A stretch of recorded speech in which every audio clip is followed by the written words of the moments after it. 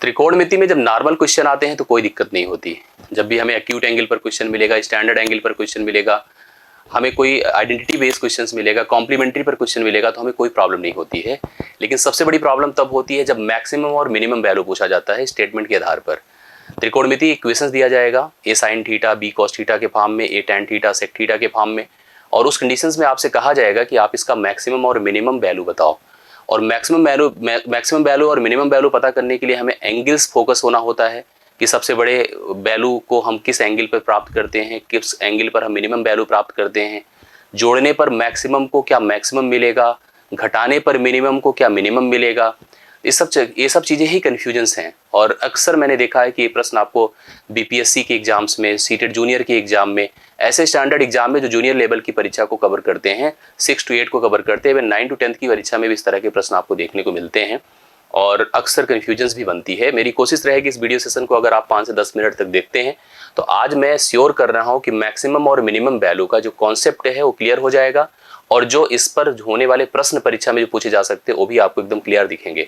और मैं बिलीव दिलाता हूं आपको, अगर वीडियो आपने अच्छे से कवर कर लिया और पूरे सेशन को अच्छे से देख लिया तो आपको मैक्सिमम और मिनिमम वैल्यू का जो भी आगे परीक्षाओं में प्रश्न मिलेगा वो जरूर करके आ पाओगे। तो बीपीएससी 6 to 8 फोकस्ड सेशन है। अगर देखा जाए तो आपको मैंने पहले से बता दिया कि एक प्रश्न 6 से 8 की परीक्षा में जरूर आपको देखने को मिलेगा मैक्सिमम और मिनिमम वैल्यू पर आधारित। मैं कुछ आपको सबसे पहले पैटर्न्स बताता हूं, उन पैटर्न्स को ध्यान दीजिएगा जो मैक्सिमम वैल्यू और मिनिमम वैल्यू पर आधारित होता है।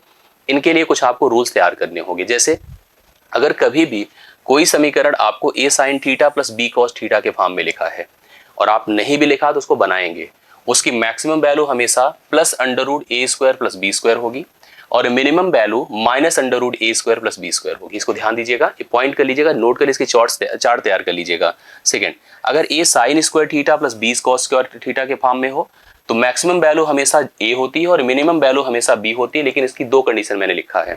यहाँ पर मैंने मैक्सिमम और मिनिमम ए और बी के रूप में लिखा है, लेकिन इस कंडीशन में जब ए का मान ग्रेटर देन बी हो, बट यह रिवर्स हो जाए तो भी रिवर्स होगा, बी ग्रेटर देन ए होगा तो निश्चित तौर पर मैक्सिमम बी हो जाएगा और मिनिमम ए हो जाएगा। इसको ध्यान दीजिएगा, ये कंफर्म करिएगा। फिर आगे बढ़ता हूं मैं, A tan square theta plus B cot square theta अगर दिया है तो मैक्सिमम वैल्यू हमेशा इनफाइनाइट होती है, अनंत होती है, और मिनिमम वैल्यू हमेशा 2 रूट ए बी होती है। इसको ध्यान दीजिएगा। अगर A sec square theta plus B cosec square theta के रूप में दिया है तो मैक्सिमम वैल्यू इसमें भी इनफाइनाइट होती है और मिनिमम वैल्यू रूट ए प्लस बी का होल स्क्वायर होती है। इसको ध्यान दीजिएगा आप सभी लोग। और लास्ट एक और सबसे इंपॉर्टेंट दिखता है आपको, अगर साइन की पावर एन थीटा कॉस की पावर एन थीटा दिया हो तो 3 कंडीशंस में, जैसे हम मैक्सिमम वैल्यू तो हमेशा 1/2 की पावर एन रहता है, मिनिमम वैल्यू 2 कंडीशंस पर जनरेट होती है। एक कंडीशन तब आती है जब एन का मान ऑड नंबर हो, विषम संख्या हो, तो उस केस में -1 की पावर 1/2 की पावर एन होगा, और एन की वैल्यू अगर हमारी इवन है तो किसी भी हालत में कांस्टेंट वैल्यू 0 हमेशा इसकी मिनिमम वैल्यू बन जाती है। तो होप सो आपको क्लियर हुआ होगा, और ये फार्मूले, ये पैटर्न आपको तैयार करना है। इसको अच्छे से 1 बार 2 बार 3 बार आप देख लो तो ये तैयार हो जाए। अब हम बातें हैं प्रश्नों पर। प्रश्न देखिएगा तो आपको क्लियर होगा। जैसे पहला क्वेश्चन पूछा है 4 sign theta plus 3 cos theta का अधिकतम मान आपसे पूछा गया है, मैक्सिमम वैल्यू पूछा गया है। तो निश्चित तौर पर अभी जैसे मैंने बताया यह A sine theta plus B cos theta के फॉर्म में लिखा गया है, और A sine theta plus B cos theta के रूप में अगर वैल्यू होगी, और ऐसी केस में अगर हमसे मैक्सिमम वैल्यू पूछा जाएगा तो कोई जरूरत नहीं कि आप यहाँ पर थीटा कंसीडर करो, वैल्यू सोचो, नहीं, कुछ भी करने की नीड नहीं है। आपको मैक्सिमम वैल्यू के लिए plus under root A square plus B square लिखना है, जैसा कि मैंने आपको अभी लिखवाया है, बताया है। तो ए आप देख लो, यहाँ पर कंपेयर कर लीजिए, साइन थीटा के पहले ए है और कॉस थीटा के पहले बी है, तो साइन थीटा के पहले 4 है, कॉस थीटा के पहले 3 है। आप लिखो प्लस, प्लस मतलब पॉजिटिव हो गया, ए का मतलब 4 का स्क्वायर प्लस 3 का स्क्वायर, 16 9 25, यहाँ पर रूट 25 होगा। पॉजिटिव वैल्यू आएगी, नेगेटिव वैल्यू नहीं आएगी, तो 25 का वर्गमूल 5 होगा। इसका राइट सोल्यूशन 5 होगा। तो पहला ऑप्शन इसके लिए राइट सोल्यूशन होगा। 5 इसकी मैक्सिमम वैल्यू होगी जो आपकी ऑप्शन नंबर डी में दिया हुआ है। सेकंड क्वेश्चन पर आइएगा, ध्यान दीजिएगा सभी लोग। सेकंड क्वेश्चन देखिए किस पैटर्न को फॉलो कर रहा है। लिखा है 2 sine square theta plus 3 cos square theta का न्यूनतम मिनिमम वैल्यू आपसे पूछा गया है। A sine square theta plus B cos square theta का फॉर्मेट है। लिखिए A sine square theta plus B cos square theta, B cos square theta का फॉर्मेट है। और इस केस में जो वैल्यू होगी और उसकी मैक्सिमम वैल्यू हमसे, क्योंकि मिनिमम पूछा है तो मैक्सिमम और मिनिमम के लिए हमें चेक करना पड़ता है, ए को कंपेयर करना पड़ता है कि ए बड़ा है कि बी। मैंने चेक किया तो पता चला ए का मान 2 है और बी का मान 3 है, तो निश्चित तौर पर ए छोटा है बी से। अगर a छोटा होता है b से, मतलब b बड़ा है a से, मतलब आप यहाँ समझ गए होंगे कि b बड़ा है a से, तो मैंने जैसे आपको बताया था कि इस समय जो मैक्सिमम वैल्यू होगी, ध्यान से देखिएगा, मैक्सिमम वैल्यू आपकी b हो जाएगी और मिनिमम वैल्यू आपकी क्या हो जाएगी, a हो जाएगी। जो बड़ा रहेगा वही मैक्सिमम होगा, जो छोटा रहेगा वही मिनिमम होगा। क्योंकि मिनिमम पूछा है तो मिनिमम आपका a होगा, और a का मान अगर आप नोटिस करो तो a sin स्क्वायर थीटा, मतलब a का मान आपका 2 होगा। a का मान 2 होगा, जो ऑप्शन नंबर आपको सी में दिया गया है। तो इसको ध्यान दीजिएगा, a का मान 2 इसके लिए राइट सोल्यूशन आपका बनकर आएगा। आगे बढ़ता हूं, तीसरा देखिएगा। अब जैसे इस कंडीशंस को पढ़िएगा, लिखा क्या है, 4 tan square theta plus 9 cot square theta, मतलब a tan square theta plus b cot square theta का फॉर्मेट है। इसका मिनिमम अमाउंट हमसे पूछा है, मिनिमम वैल्यू आपसे पूछा गया है, न्यूनतम मान पूछा गया है।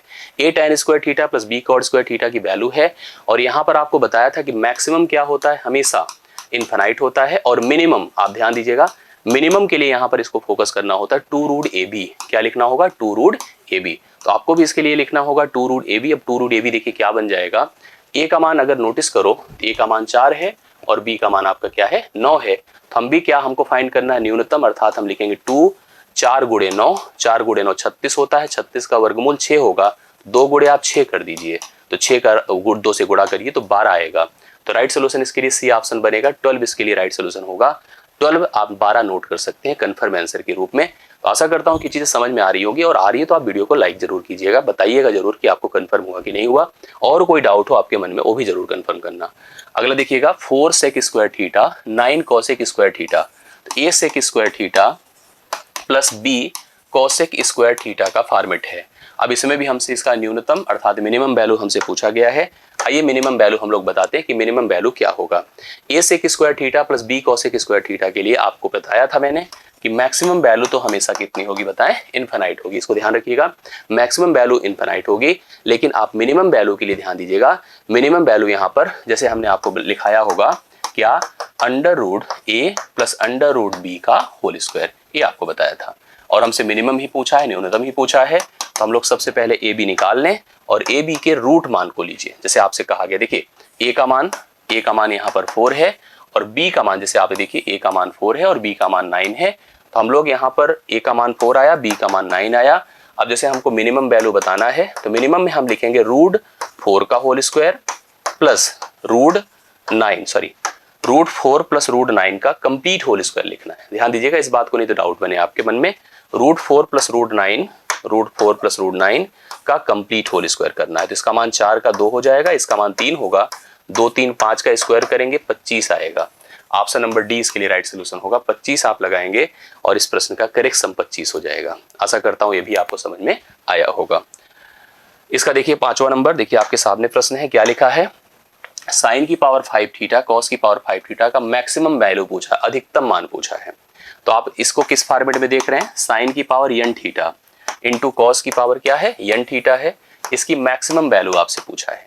तो साइन की पावर n थीटा कॉस की पावर n थीटा का जो मैक्सिमम मान होता है, ध्यान दीजिएगा मैक्सिमम मान कितना होता है, 1/2 की पावर n होता है, 1/2 की पावर n होता है। इसको कैसे डिसाइड करेंगे ये भी आप अच्छे से देख लीजिएगा, कंफर्म रहे, डाउट ना रहे। इस तरह के प्रश्न अगर आपको मिले तो आप कर सके, क्योंकि हमसे अधिकतम पूछा है मैक्सिमम मान, तो हम मैक्सिमम मान को कैसे, मिनिमम के लिए भी मैंने बताया था और मैक्सिमम के लिए भी मैंने बताया था, मैक्सिमम ये होगा। अब अधिकतम मान हमको पता करना है, तो मैक्सिमम हम क्या लिखेंगे, देखिए ध्यान से, क्योंकि n का मान अगर यहाँ से नोटिस करिए तो n का मान 5 है, तो मैं लिखूंगा 1/2 की पावर 5 अर्थात 1/32 हो जाएगा। 1/32 ऑप्शन नंबर सी इसके लिए राइट सोल्यूशन, एकदम कंफर्म आंसर आपके सामने बनकर आएगा। अब आई होप एक लास्ट क्वेश्चन है और इसको भी देख लीजिएगा, साइन की पावर 6 थीटा कॉस की पावर 6 थीटा, मतलब वो भी उसी फॉर्मेट में है, मतलब साइन की पावर n थीटा कॉस की पावर n थीटा। ये आपको पता है कि इसका जो मिनिमम वैल्यू होता है 2 आता है। एक आपने देखा था -1/2 की पावर n आता है, मिनिमम हम लोग 2 करते हैं। एक -1/2 की पावर 2n -1/2 की पावर n होता है तब जब n ऑड होता है, विषम होता है। लेकिन अगर 0 मतलब एक देख लीजिए ध्यान से, अगर n इवन रहेगा तो हमेशा इसका मान मिनिमम कितना रहेगा, 0 रहेगा। तो आपने देखा n की वैल्यू, जैसे n आप नोटिस करिए तो कितना है, 6 है। एन 6 है जो कि इवन है, तो आपको बिना किसी कैलकुलेशन के इसका मान कितना बताना है, 0। तो पहला ऑप्शन इसके लिए राइट सोल्यूशन होगा 0 होगा। आशा करता हूँ वीडियो आपके लिए उपयोगी है और आपको ये चीज़ें समझ में आई है, कॉन्सेप्ट क्लियर हुआ और सच में क्लियर हुआ तो आप मुझे कमेंट में जरूर बताइएगा और अच्छा लगा तो वीडियो को लाइक जरूर कीजिएगा। बाकी मुलाकात अगली क्लास में, अगली वीडियोस में होता है। Thank you so much.